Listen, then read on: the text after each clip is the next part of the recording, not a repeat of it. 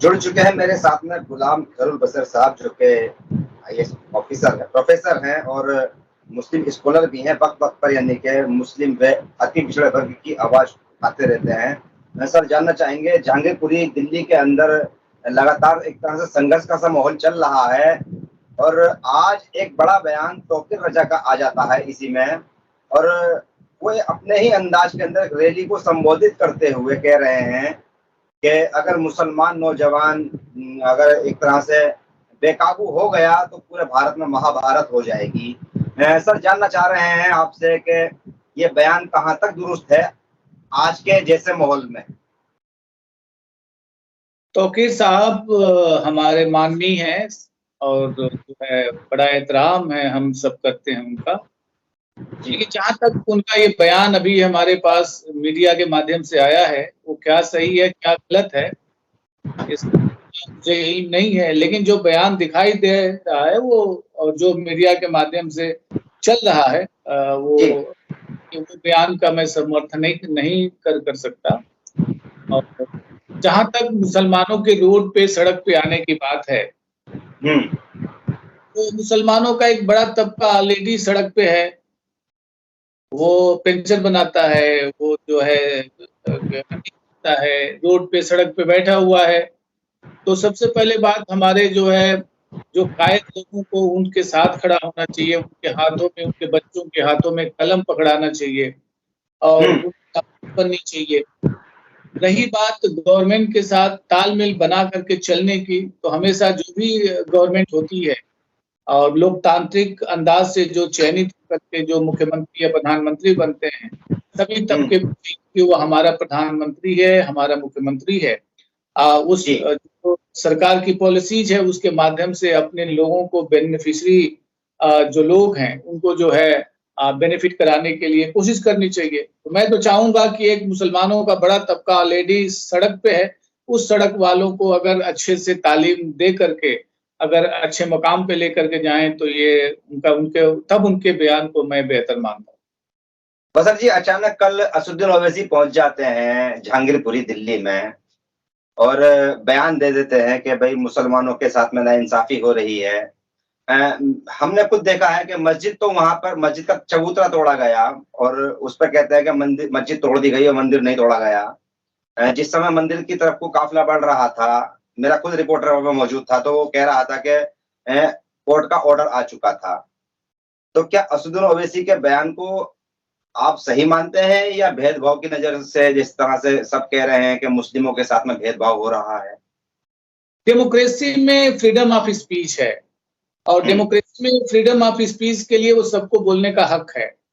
रही बात वहां के मस्जिद के चबूतरे तोड़ने की या अतिक्रमण को हटाने के लिए, तो ये गवर्नमेंट की पॉलिसीज होती हैं, लेकिन टाइमिंग जो है उनकी सही नहीं है। उस टाइमिंग को मैं गलत मानता हूं और दिल्ली नगर निगम ने जो भी काम किया है वो ठीक नहीं है।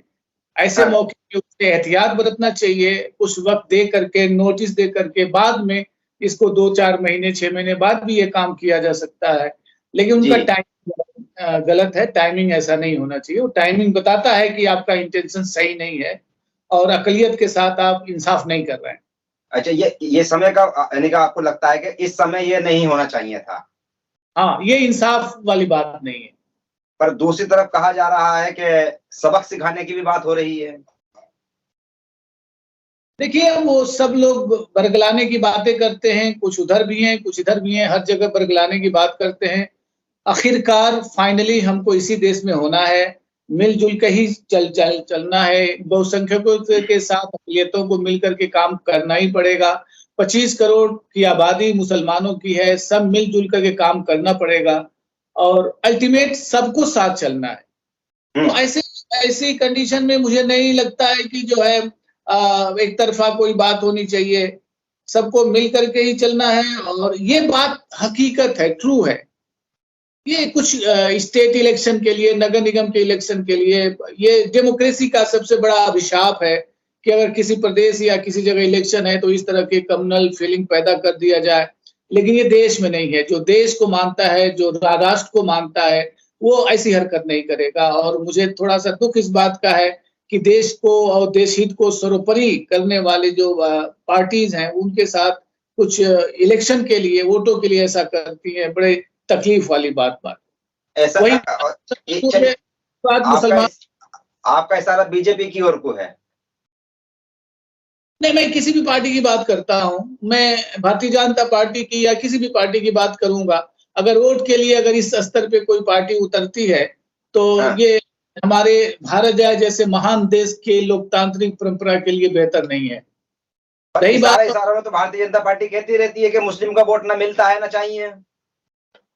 नहीं, वो पुरानी बातें हैं, वो मुझे नहीं लगता है कि ऐसी कोई बातें इतनी बड़ी पार्टी को करनी चाहिए। इलेक्शन कमीशन ने उसे ऑथराइज किया है, इलेक्शन कमीशन ने उसे मान्यता दी है पूरे देश में इलेक्शन फाइट करने के लिए।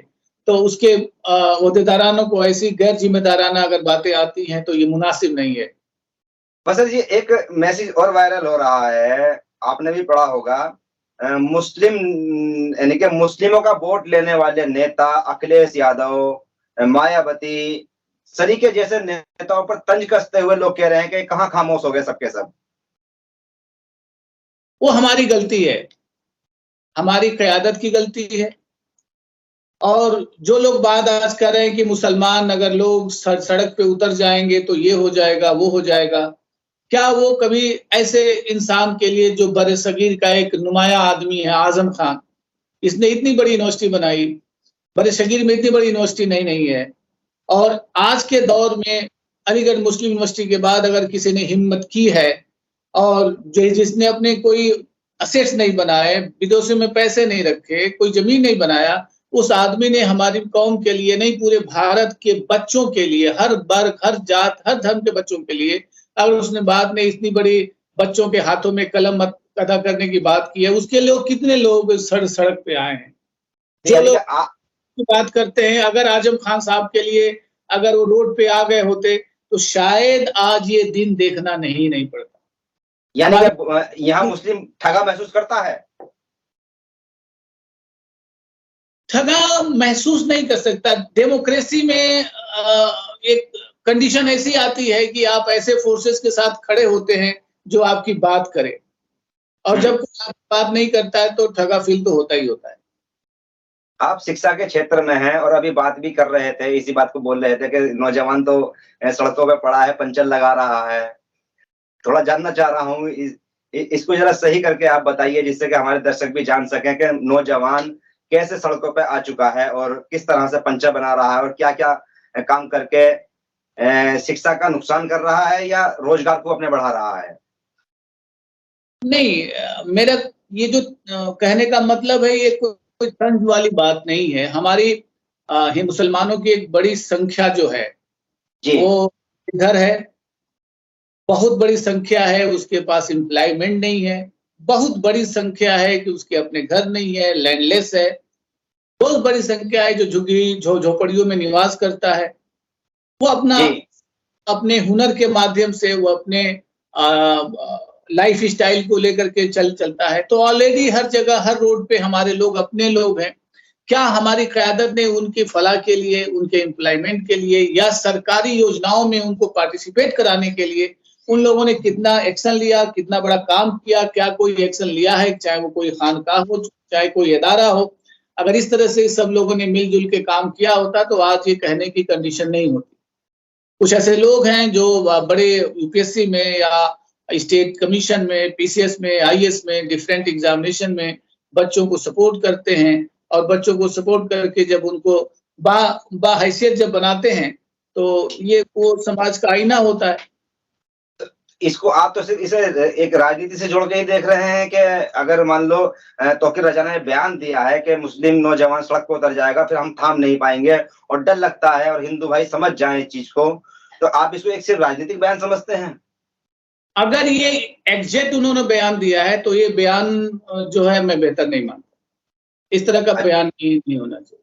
अगर मीडिया ने तोड़ मरोड़ के पेश किया है तो मैं नहीं कह सकता, लेकिन अगर ये हकीकत में इस तरह की बातें कही हैं, मंच से कह रहे हैं कि साफ कह रहे हैं कि भाई डर लगता है, और हिंदू भाइयों से कहना चाहूंगा कि वो समझ जाएं, अगर मुस्लिम नौजवान, हमारा नौजवान ये जो सामने मेरे खड़ा है, ये अगर रोड पे उतर गया तो संभालना भारी हो जाएगा, इस तरह का बयान है जो मैंने भी वीडियो में देखा है।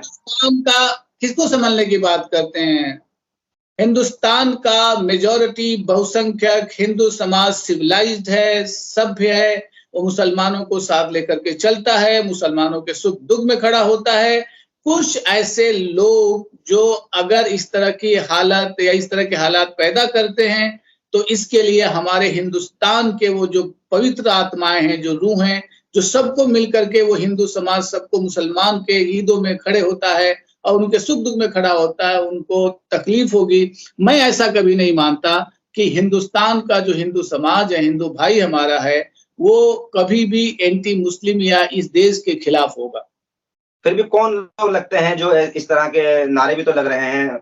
बसर जी, आपने देखे होंगे वीडियो के हिंदू अगर जाग गया तो सर झुकाकर जय श्री राम बोलेगा, सर टोपी वाला भी सर झुकाकर श्री राम बोलेगा। इस तरह के यानी के गाने बजे हैं डीजो पर, और इसी वजह से कई जगह से ये रिपोर्ट आ रही है कि मुस्लिम नौजवान भड़का भी है उनको सुनकर। एक्चुअली क्या है कि ये ऑर्गेनाइज वे है। कुछ ऑर्गेनाइजेशंस वो जो है इस तरह से ला करके एक बहुसंख्यक समाज को अपने इस विचारधारा में लेकर के आना चाहता है। आपके आसपास हिंदू वर्ग होगा, आपके दोस्त होंगे, आपके मित्र होंगे, आपके बहुत सारे ऐसे चाहने वाले होंगे हिंदू भाई। क्या आप अपने हिंदू भाई के अंदर ये बात पाए हैं? आपका जवाब होगा नहीं, मेरा जवाब होगा नहीं।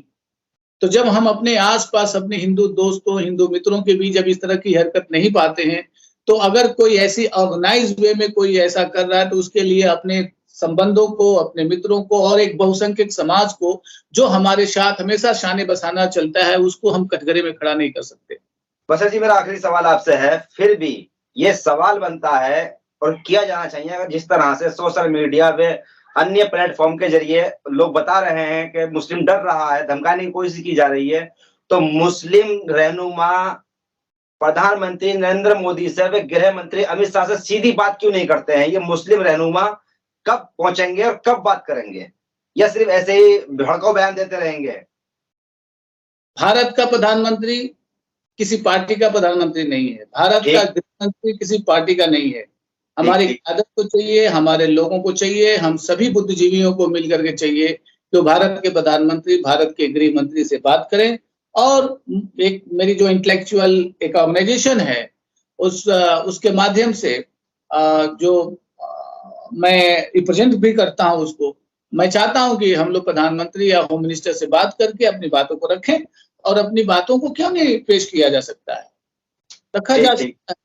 लोकतंत्र में सबका अधिकार है, हमारा भी अधिकार है, हम उसको बातों पर, हमारे क़यादत को चाहिए कि वो बात करें, प्रधानमंत्री से बात करें, क्यों नहीं बात करेंगे वो हमारी।